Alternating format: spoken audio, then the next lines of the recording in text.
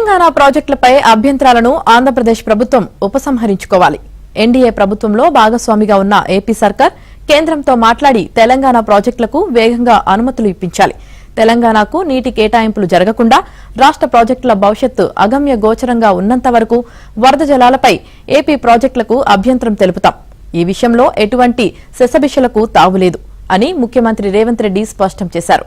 గోదావరిపై తెలంగాణ నిర్మిస్తున్న ప్రాజెక్టులకు అనుమతులన్నీ వచ్చిన తర్వాత మిగతా వాటిపై ఏ నిర్ణయం తీసుకున్నా తెలంగాణ ప్రభుత్వానికి అభ్యంతరం లేదని తేల్చి చెప్పారు.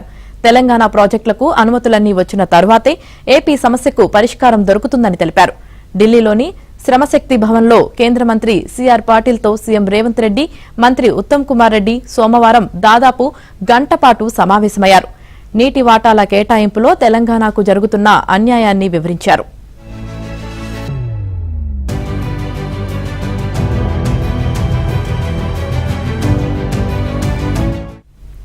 ఇటీవలే ప్రధాని మోదీని కలిసి గోదావరిపై ప్రాజెక్టులు, జలాల అనుసంధానం తదితర అంశాలపై వివరించాననే విషయాన్ని కేంద్ర మంత్రి దృష్టికి తీసుకెళ్లానని సీఎం రేవంత్ రెడ్డి తెలిపారు.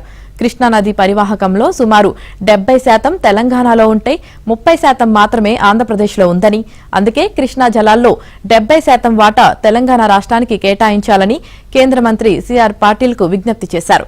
కృష్ణా జలాల్లో తెలంగాణకు న్యాయబద్దమైన వాటా కేటాయించాలని కోరారు. అలాగే తెలంగాణ వాటా నికర జలాలను తేల్చిన తర్వాతే గోదావరిపై ఏపీ నిర్మిస్తున్న ప్రాజెక్టులపై నిర్ణయం తీసుకోవాలని విజ్ఞప్తి చేశారు.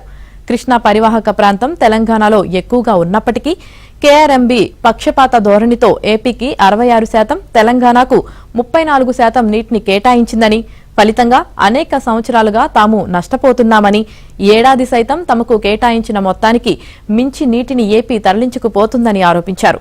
ఇకపై ఏపీ తనకు కేటాయించిన వాటాకు మించి కృష్ణా నీటిని తరలించకుండా చర్యలు తీసుకోవాలని కోరారు. కృష్ణా ప్రాజెక్టుల నుంచి నీటి విడుదలకు సంబంధించి వెంటనే టెలిమెట్రీ యంత్రాలను ఏర్పాటు చేయాలని, అవసరమైతే అందుకయ్యే మొత్తాన్ని తామే భరిస్తామని స్పష్టం చేశారు.